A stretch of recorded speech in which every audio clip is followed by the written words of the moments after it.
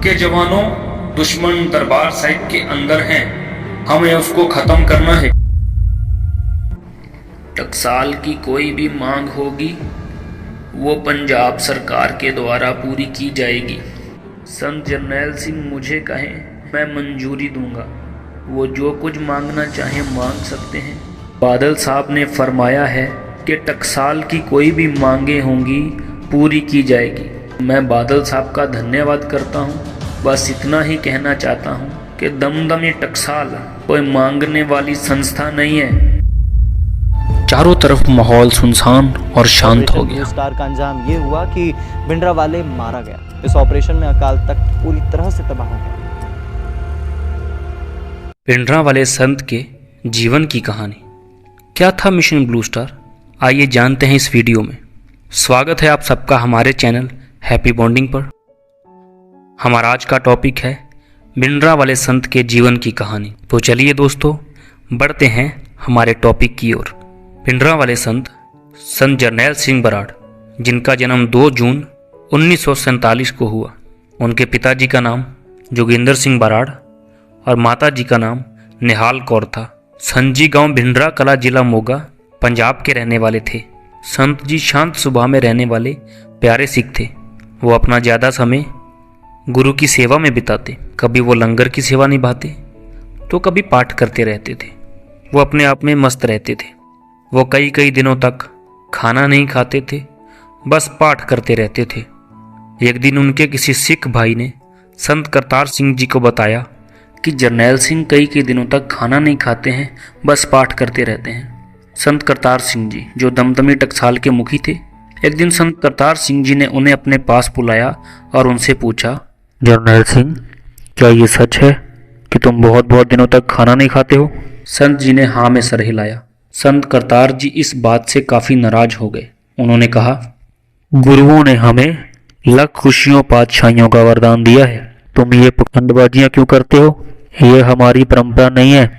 संत जी ने कहा, मैं सोचता रहता हूँ कि अगर संकट की घड़ी आ जाए तो संकट के लिए तैयारी होना जरूरी रहता है। संत करतार सिंह जी मुस्कुराए और कहने लगे, कोई ज़रूरत नहीं है। क्या 4 साहिबजादों ने कोई ताप या अभ्यास किया था? राजाओं की तरह उनकी परवरिश हुई थी। जब समय आया तो उन्होंने शानदार प्रीत निभाई। जितना प्यार दशमेश पिताजी 4 साहिबजादों से करते थे, उतना ही तुमसे करते हैं जरनैल सिंह।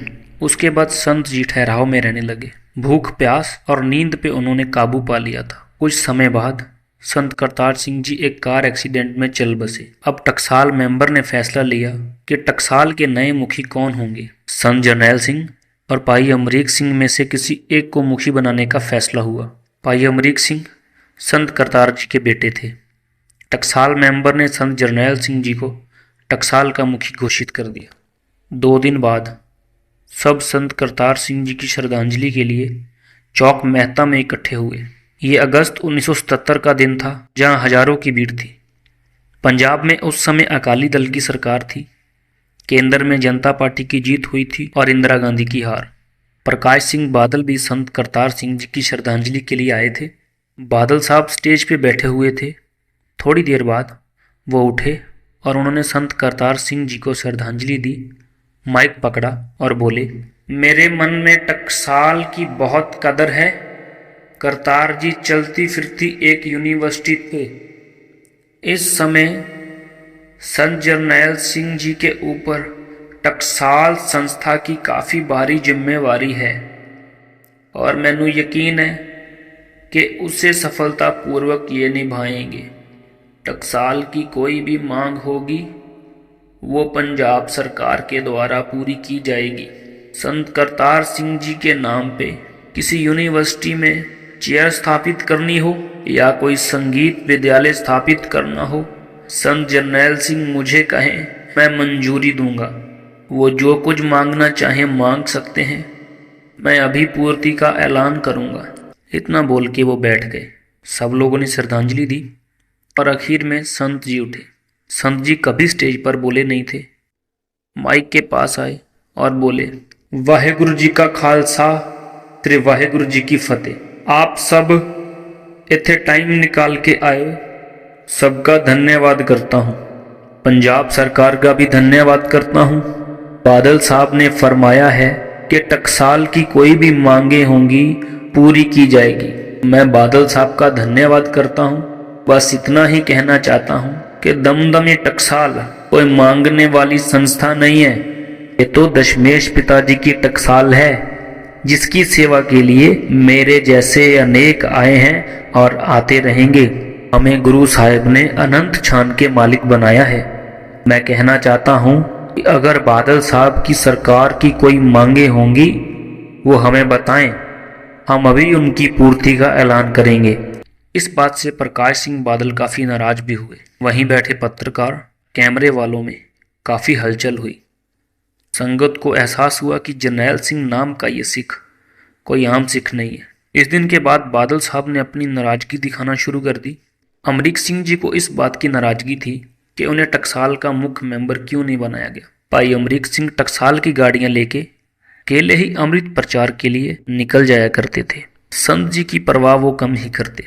एक दिन संत जी ने उन्हें अपने पास बुलाया और कहा, भाई साहब तुसी प्रचार के लिए अकेले ही निकल जाते हो, अगर दोनों साथ में मिलके निकल जाया करें तो अच्छा नहीं होगा। अमरीक सिंह बोले, मैं कोई गलत काम तो नहीं कर रहा, चंगे काम के लिए भी मनाही है।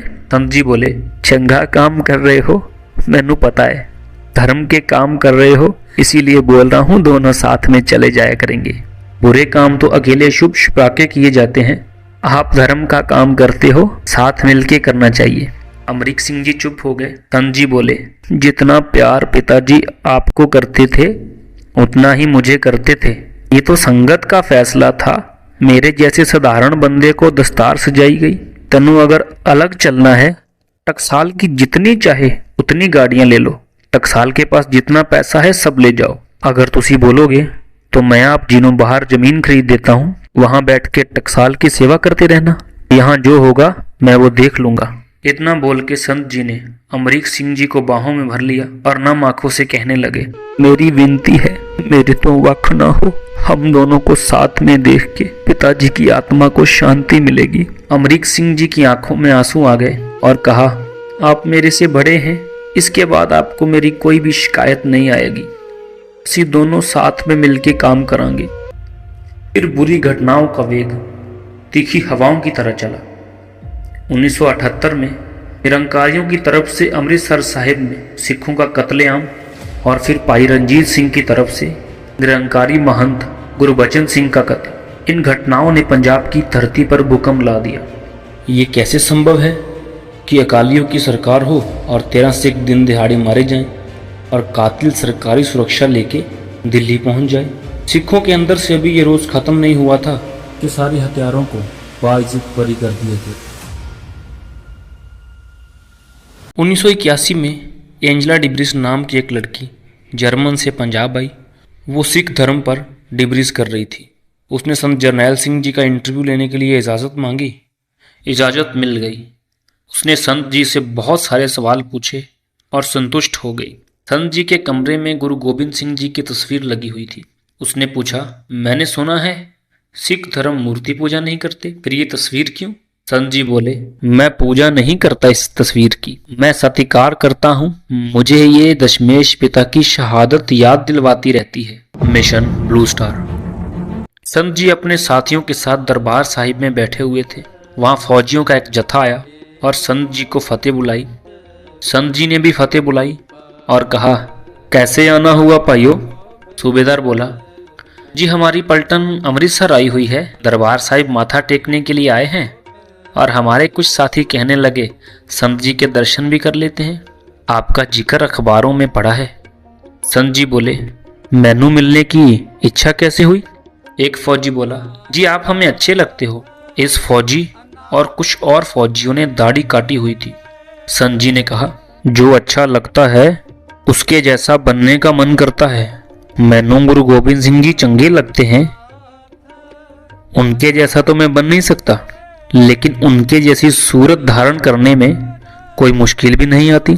मेरी आप लोगों के सामने विनती है, अपने केसों की बेअदबी ना करें।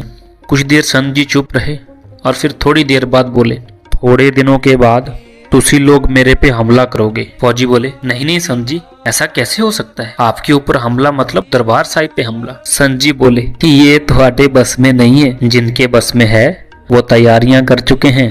खैर जो होगा देखा जाएगा। हमले के वक्त तुसी महाराज जी ਨੂੰ जरूर याद रखना। सत श्री अकाल। फौजी चले गए। एक सिख ने संत जी को बोला, आप यहाँ से कहीं और निकल जाइए। संत जी बोले, मैं फंसा हुआ हूँ, कहीं जा भी सकता हूँ, कोई मुश्किल नहीं है, पर इससे चंगी जगह मेरे लिए और कितने हो सकती है? बताओ और कौन सी जगह चंगी है मेरे लिए? वो सिख बोला, एक जहाज आएगा और आपके ऊपर बम फेंक के जाएगा और इंदिरा गांधी ऐलान कर देगी कि ये काम पाकिस्तानी जहाज ने किया है। संत जी बोले, मेरे और इंदिरा गांधी के हालात इतने बिगड़ गए हैं कि अगर पाकिस्तान का कोई जहाज भी बम फेंक जाए तो सभी बोलेंगे इंदिरा गांधी ने करवाया है। एक दूत संदेश लेके आया कि इंदिरा गांधी जी ने दिल्ली में एक मीटिंग रखी है, आपको बुलावा आया है। संत जी बोले, जितनी दूर इथों दिल्ली पड़ता है उतना ही दूर दिल्ली से अमृतसर है। इंदिरा जी को बोलो यहाँ आके मिलें।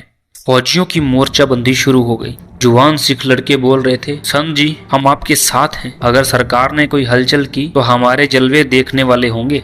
एक पत्रकार ने जनरल सुबेग सिंह से पूछा, अगर फौज ने हमला कर दिया तो आप क्या करोगे? उन्होंने कहा, मुंह तोड़ जवाब देंगे। जनरल सुबेग सिंह जो कि आर्मी रिटायर ऑफिसर थे, वो भी संत जी के साथ इस लड़ाई में शामिल थे। रिपोर्टर ने फिर सवाल किया, क्या आप इंडियन आर्मी के प्रति वफादार रहोगे? क्या आपने ग्रंथ साहब की कसम नहीं खाई थी? क्या कसम तोड़ देंगे? संत जरनैल सिंह जी ने कहा, जिस गुरु की कसम खाई है वो वड्डा है देश नालों, जिसकी कसम खाई जाए वो उससे वड्डा होता है। ये भारतीय फौज गुरु ग्रंथ साहिब के विरुद्ध हथियार उठाएगी, मैं हथियार उठाऊंगा फौज के विरुद्ध। अकाल तख्त के जथेदार ज्ञानी कृपाल सिंह ने ऐलान जारी कर दिया कि जो भी दर्शन के लिए अंदर आए बिना हथियार के आए। संत जरनैल सिंह जब माथा टेकने के लिए जाते थे तो 10-15 सिख भी उनके साथ साथ हथियार लेके चलते थे। संत जी खुद भी रिवॉल्वर रखा करते थे। संत जी अकाल तख्त की दूसरी मंजिल पर शिफ्ट हो गए। अब हर किसी का उनसे मिलना बंद हो गया। 22 साल के लड़के गेट में उनकी निगरानी में पहरा देते थे, बिना आज्ञा के किसी को अंदर नहीं जाने देते थे। ये 1984 मई का पहला हफ्ता था। 1 जून 1984 को फौजियों ने गोलाबारी शुरू कर दी और हेलीकॉप्टरों की छांव के हेठ टैंकों को परिक्रमा के अंदर तक ले आए। लेफ्टिनेंट जनरल बराड़ ने ऐलान किया कि जवानों, दुश्मन दरबार साहिब के अंदर हैं, हमें उसको खत्म करना है। जून से 7 जून तक ना बिजली ना पानी, बस गोलियों की बरसात थी। फर्श पूरा गोलियों के साथ भर गया। हेलीकॉप्टर के द्वारा दरबार साहिब पर बॉम्ब फेंक गए, जिसमें संत जी ने अपने प्राण त्याग दिए। इस मिशन को सरकार ने मिशन ब्लू स्टार नाम दिया। वो ये नहीं मान रहा था कि संत जी चल बसे। ऑपरेशन ब्लू स्टार का अंजाम ये हुआ कि भिंडरावाले मारा गया। इस ऑपरेशन में मशीन गन, हल्की तोपें, रॉकेट और आखिरकार लड़ाकू टैंक तक आजमाने पड़े। इस ऑपरेशन में अकाल तख्त पूरी तरह से तबाह हो गया। ऑपरेशन ब्लू स्टार में 83 सेनाकर्मी और 492 नागरिक मारे गए थे।